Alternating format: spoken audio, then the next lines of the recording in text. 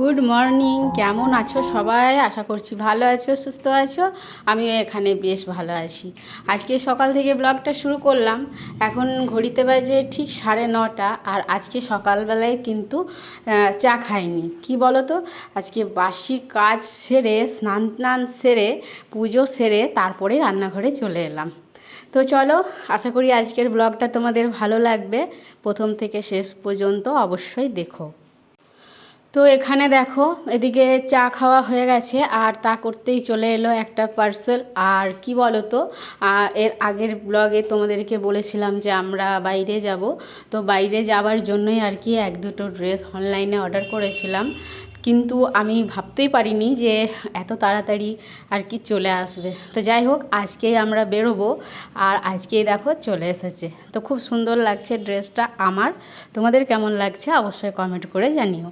তো এখানে দেখো কয়েকটা ডিবা আছে, সেগুলো ধুয়ে নেব, আর জামা কাপড় ভিজিয়ে রেখেছি সেগুলো কেচে নেব। চলো তোমাদেরকে দেখায় একটু ঘুরিয়ে, কত রোদ দিয়েছে আজকে।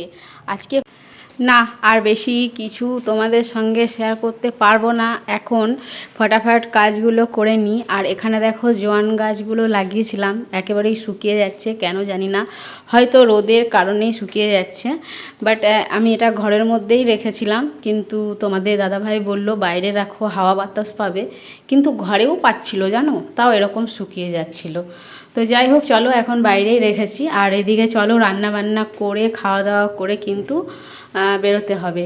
তো অনেকটা টাইম বের করে চলে এলাম আবারও রানীগঞ্জ স্টেশন। তো এখানে আমরা টিকিটটা কেটে নিলাম, আর তারপর ভাইকে বললাম যে চল আমাদেরকে একটু ছেড়ে দিবি অন্ডাল স্টেশন। তো অন্ডাল স্টেশন থেকে আর কি আমরা ট্রেনটা ধরবো। আর আমরা এমনিতে বেশিরভাগ বাইকেই যাই, কিন্তু কি বলো তো, এবারে আর বাইকে যাচ্ছি না, কারণ ভোটের ব্যাপার বুঝতেই পারছো, বাইক নিয়ে যাব। আর যদি আসতে অসুবিধা হয়, বাইক মানে বুঝতে পারছো, দাঙ্গা দাঙ্গি মারপিট অনেক জায়গাতে তো হতেই পারে। তো যেহেতু আমরা ভোট দিয়ে আর কি বেরিয়ে আসব, তো কোথায় যাচ্ছি বলো তো, যাচ্ছি আমরা সাঁইথিয়া, আমার মামা শ্বশুর বাড়ি। তো ওখানে আমাদের ডকুমেন্টসগুলো সব ওখানের, সেজন্য আমরা ওখানেই ভোট দিতে যাচ্ছি। তো এখানে দেখো ভাই আমাদেরকে স্টেশনে পৌঁছে দিয়েছে, এখন আমরা স্টেশনে চলে এসেছি। তো চলো তোমাদের দাদা ভাইকে একটু পেছন থেকে দেখিয়ে দিই।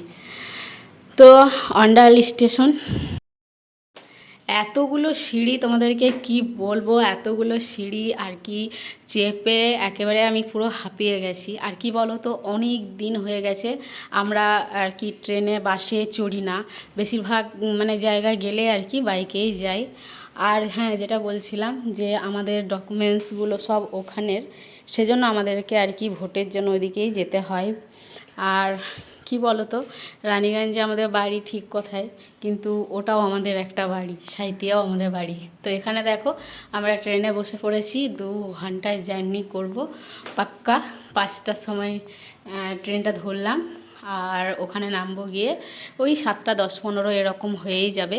তো এখানে জানো তো, আমি ড্রেসটা পরে আর তোমাদের সঙ্গে শেয়ার করতে পারলাম না, এত তাড়াহুড়োর মধ্যে বেরিয়েছি। বলে না যে যারা সামনে থাকে, মানে স্টেশনের সামনে থাকে বাড়ি, তারাই ট্রেনটা মিস করে, তো সেই অবস্থা আমাদেরই হয়ে গেছে। তাড়াতাড়ি বেরিয়ে পড়েছি, নালা ট্রেন মিস হয়ে যাবে। আর এখানে দেখো একটু জল খেয়ে নিচ্ছি ট্রেনে বসে।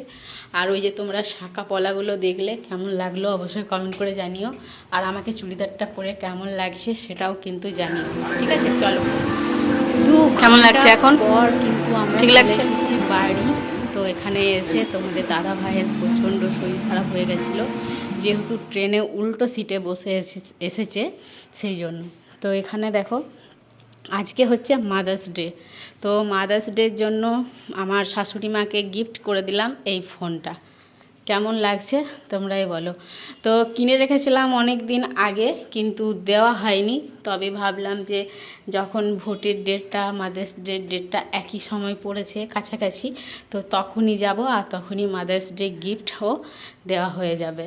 তো এখানে দেখো ফোনটা রোহিত এখন ভালো করে সিম টিম লাগিয়ে দিচ্ছে।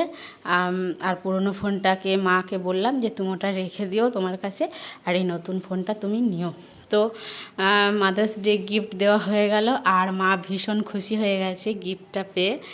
সব মায়েদেরই আর কি একটা ইচ্ছে থাকে যে ছেলে মেয়ে বা ছেলে বৌমা মেয়ে জামাই যদি কোনো কিছু গিফট দেয় তাহলে সেটা নিতে ভালো লাগে।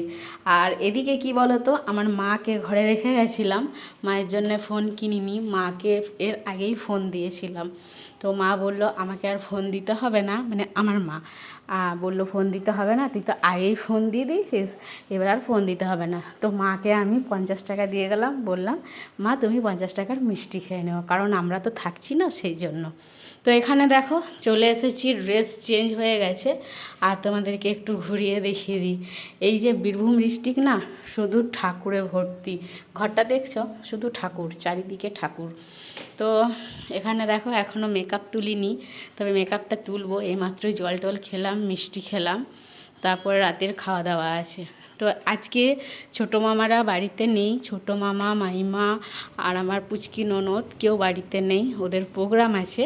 তো কি প্রোগ্রাম আছে সেটা তোমাদেরকে অবশ্যই বলবো। তো আসলে কি বলো তো, ওরা সিঙ্গার, মানে বাউল লোকগীতি এইসব গান গায়, ঠিক আছে। তো সেই জন্য ওদের প্রোগ্রাম আছে, ওরা বেরিয়ে গেছে। তো একটা মিষ্টি খেয়েছি জানো আসার পরই, তারপরে মাকে বললাম মা আরেকটা দাও না। তো মিষ্টির টেস্টটা বেশ ভালো ছিল, গরম গরম মিষ্টি খেতে বেশ ভালোই লাগে জানো। তো এখানে দেখো আরেকটা খেয়ে নিচ্ছি। তো চলো আবারও প্রত্যেক দিনের মতোই বলবো, আজকের ব্লগটা যদি তোমাদের ভালো লেগে থাকে তাহলে একটা লাইক করে দিও, শেয়ার করে দিও প্রচুর পরিমাণে, আর আমার চ্যানেলটাকে সাবস্ক্রাইব করে আমার পাশে থেকো। আর এদিকে দেখো পয়লা বৈশাখের ড্রেস মা যেহেতু আমাদেরকে দিতে পারেনি, সেজন্য এখন ড্রেসগুলো বের করে দিচ্ছে। তো বলল যে আমি জানো তো তোমাদের দাদা ভাইয়ের হাফ প্যান্ট নিয়ে যেতে ভুলে গেছি। তো মাকে বললাম যে একটা হাফ প্যান্ট দাও, আমাদের ড্রেস কিন্তু ওখানেও রাখা থাকে। তো সেইগুলি মাকে বললাম বের করে দিতে। তো মা বলল পয়লা বৈশাখে তো জিনিসপত্র কিনেছি তোদের জন্য, তো সেইগুলোই বের করে দিই, নতুনটাই পর। তো এখানে দেখো দুটো গেঞ্জি একটা হাফ প্যান্ট তোমাদের দাদাকে দিয়েছে, আর আমাকে একটা নাইটি দিয়েছে। তো ঠিক আছে চলো, খাওয়া দাওয়া কমপ্লিট করে চলে এসেছি নিচের ঘরে শোয়ার জন্য। আর এই নিচের ঘরটা না আমাদের একেবারে এসি রুম। চুলটায় প্রচণ্ড জট লেগে গেছে জানো, দেখছো অবস্থা। তাও চুলটাতে আজকে অ্যালোভেরা দিয়ে স্নান করেছি, তবে অ্যালোভেরাটা এই সামনেগুলোই বেশ ভালো হয়েছিল বলে সিল্কি হয়েছে, আর এইগুলোতে ভালো করে দিতে পারিনি। তো যাই হোক চলো, খাওয়া দাওয়া কমপ্লিট হয়ে গেছে, আর এখন বাজে 10:30। তো নিচের ঘরে চলে এসেছি, এখন আমরা শুয়ে পড়বো। মাইমারা নেই, ছোট মামা মামিমা আমার ননদ পুচকি ননদ, তো ওদের প্রোগ্রাম আছে সেজন্য প্রোগ্রামে গেছে। তো তোমাদেরকে বলবো অবশ্যই, আর কালকে আসবে, কালকে তোমাদের সঙ্গে দেখা করবো আমি। বাট মনে হয় না এই ব্লগটাই তোমরা দেখতে পাবে, পরের ব্লগে তোমরা অবশ্যই দেখতে পাবে। তো এখানে কে কে আছে আর আমার শাশুড়ি মা কোথায় থাকে সেটাও তোমাদেরকে দেখাবো। তো ঠিক আছে চলো, আজকে ব্লগটা এখানেই শেষ করে দিচ্ছি। সবাই খুব ভালো থেকো, টাটা, গুড নাইট।